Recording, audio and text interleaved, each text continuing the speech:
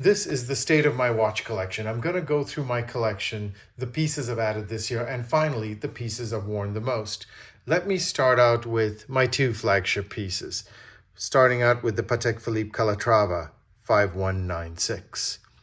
This is followed by my pièce unique from Sartory Billard, created by Armand Billard himself.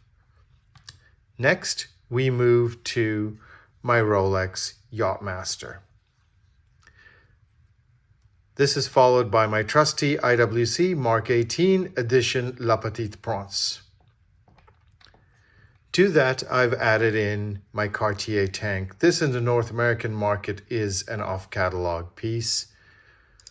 My late father's Omega DeVille Quartz. This one is actually in the collection for once and not being serviced by Omega. Next up, a gift from my late father to me, which is my Tudor Date Day Oyster Prince. I also purchased this Timex Waterbury Hodinkee limited edition. That ends the one-off watches. Now let's get through the watch groupings. Let's start with Casio, my trusty Casio Duro dive watch.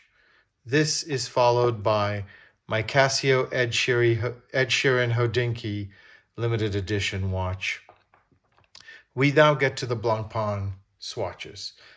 Let's start with the Ocean of Storms, the Arctic Ocean, the Indian Ocean, the Atlantic Ocean. I now move over to my MoonSwatches, starting with Uranus, followed by Mission to Moonphase and Mission to Neptune. Rounding all this off is one of my favorite pieces, my Chopard Imperial clock, a timepiece I do end up looking at and admiring a lot of the day. Now, let's go to the watches that have entered the collection this year. What's entered the collection this year has been this Cartier tank, followed by perhaps a watch I love immensely, and because it was created for me for a milestone birthday, this is the Sartory Billard SB04 in purple. I've added to my collection 3 watches from the Blancpain Swatch series.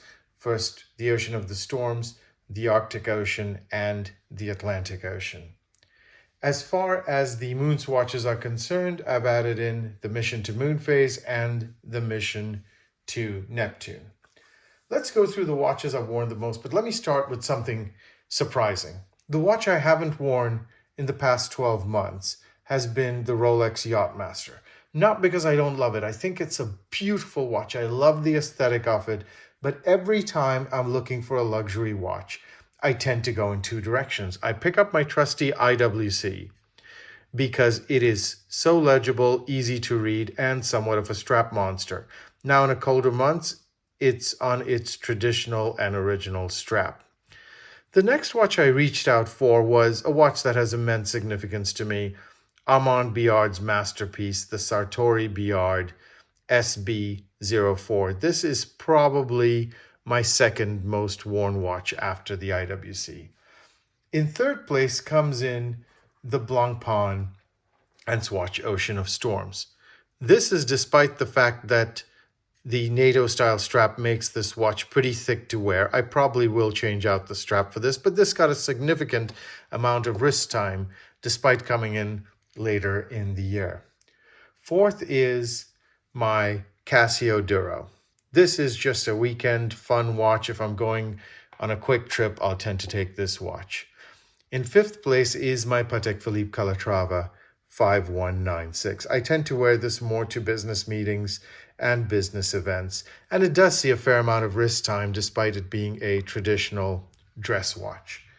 Now, let's get to what I'm thinking of buying in this upcoming year. As you can see, my collection tends to skew more towards the dress side. What I mean by that is if you look at a lot of my pieces, and even perhaps my IWC as a tool watch and the Rolex Yachtmaster, they tend to be on the dressier side of the spectrum than something like a Deep Sea or a Submariner.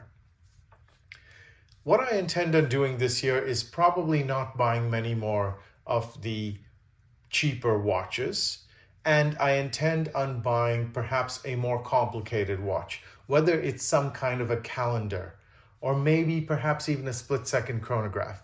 That's on my list to buy for this year because I want to delve more into complications. I love dials, and as you can see from the Sartory Billard, from the Cartier, I do like beautiful, colorful dials.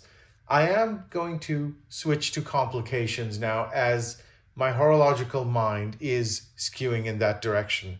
Stay tuned to see what gets added to my collection next. I thank you so much for your support of my channel.